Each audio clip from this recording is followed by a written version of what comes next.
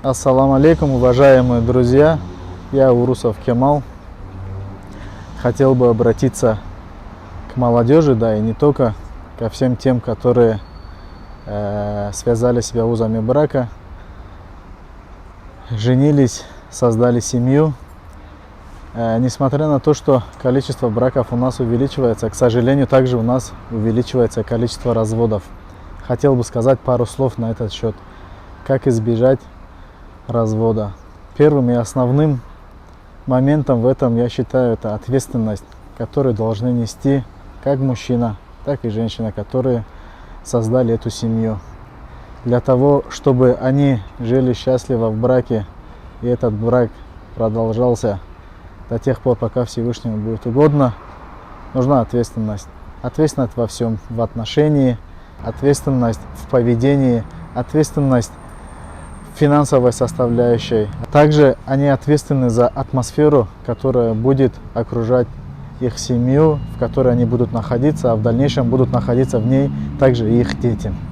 Если не будет ответственности, будет легкомысленность, которая будет приводить к неправильному поведению как мужчины, так и женщины. Если они не будут дорожить отношениями между собой, ничего хорошего, конечно же, из этого не получится. К сожалению, на сегодняшний день это касается в основном мужчин. Обеспечивая свою семью, они считают, что они выполняют весь свой функционал, который они должны делать. Обеспечение семьи и воспитание детей, взаимодействие со своей супругой – это совсем разные вещи. И этого не стоит забывать. Во главу всего в семейной жизни мы ставим детей.